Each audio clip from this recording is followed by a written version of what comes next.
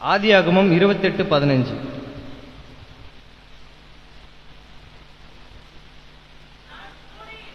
நான் உன்னோடு இருந்து நீ போகிற இடத்திலெல்லாம் உன்னை காத்து வர பண்ணுவேன்.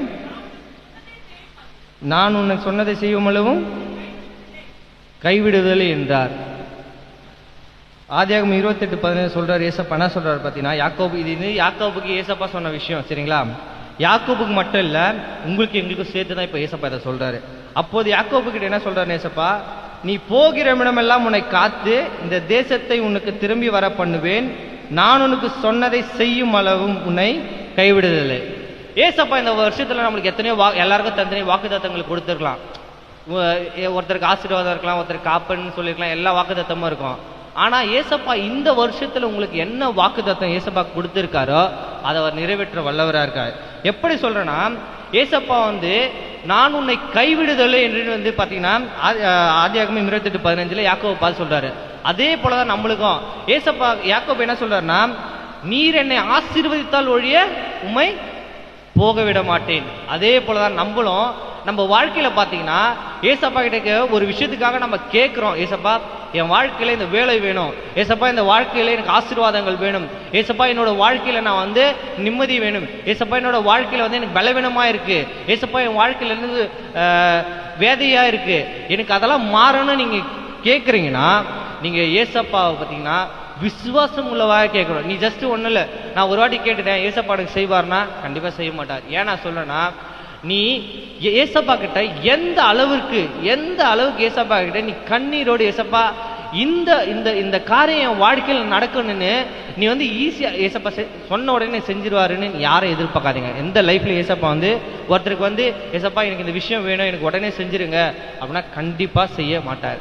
ஏசப்பா ஒரு விஷயம் உங்க லைஃப்ல நீங்க கேட்குறீங்க, அது உங்களுக்கு ஏசப்பா தரணும்னா முதல்ல ஏசப்பா என்ன பண்ணுவாரு, அந்த விஷயம் என்னுடைய மகனுக்கு என்னோட மகளுக்கு அது அவனுக்கு கொடுத்தா அது பிரயோஜனமா அவன் லைஃப்ல இருக்குமா, அந்த விஷயம் அவன் கொடுத்தா அவன் வாழ்க்கையில மேலோங்கி போவானா அப்படின்னு ஏசப்பா முதல்ல ஒரு விஷயத்தை கேட்பாரு.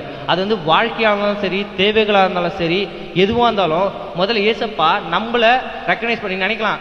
ஏசப்பா நான் கேட்டானா ஏசப்பா எனக்கு தரல, வேற ஒன்று கொடுத்தாருன்னு சொன்னீங்கன்னா அது ஏன்னு பார்த்தீங்கன்னா, அதை கொடுத்துருந்தாருன்னா உன் வாழ்க்கை சரியா இருந்திருக்காதுன்னா ஏசப்பா வேற ஒன்று கொடுத்துருப்பாரு.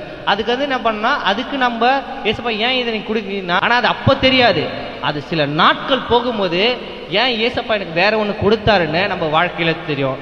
அதனால ஏசப்பா நான் கேட்டேன் ஆனா ஏசப்பா எனக்கு கொடுக்கல அப்படின்னு நம்ம ஏசப்பா என்ன ரெஸ்பெக்ட் என்ன என்ன சொல்றது, நான் கேட்குறேன் ஒரு காது கேட்க மாட்டேங்குது, எனக்கு ரெஸ்பான்ஸ் பண்ண மாட்டாருன்னா அப்படிலாம் கிடையாது.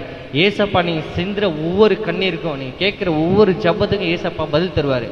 ஆனா அதுக்கு முன்னாடி ஏசப்பா என்ன சொல்றாருன்னா, அது உனக்கு வாழ்க்கையில சரியா பயன்படுமா, அது உன் வாழ்க்கையில நான் கொடுத்தா நீ நல்லா இருப்பியா அப்படின்னு ஏசப்பா முன்ன விட 1000 மடங்கு யோசிப்பாரு. யோசிச்சு என் மகளுக்கு நான் இதை தரலாமா, என் மகனுக்கு இதை தரலாமா, இது தந்தா அவனுக்கு பிரோஜனமா இருக்கான்னு யோசிப்பாரு. இப்படி ஏசப்பா நம்ம வாழ்க்கையில நம்ம சின்ன வயசுல இருந்து இந்நாள் வரையிலும் ஏசப்பா நீங்க கேட்கிற ஒவ்வொரு விஷயத்தையும் ஏசப்பா எடுத்தோடனே கொடுத்துட மாட்டாரு. கொஞ்சம் கொஞ்சம் கொஞ்சமா என் மகளை என் மகனை நான் லைஃப்ல ஒரு ஸ்டெப்பா மேல கொட்டு போனேன்னா அது அவர் சித்தம்படி தான் போக முடியும். நம்ம சித்தத்தின்படி நம்ம போனோம்னு வச்சுங்களேன், நம்ம வாழ்க்கையில நிஜமா சொல்றேன், என்னோட எக்ஸ்பீரியன்ஸ் நான் சொல்றேன், நீ உன் வாழ்க்கையை நடத்தணும்னு நினைச்சா, மாம்சத்துக்குரிய வாழ்க்கையை நடத்தணும்னு நினைச்சினா உன் வாழ்க்கை மேலோங்கி போகவே போகாது.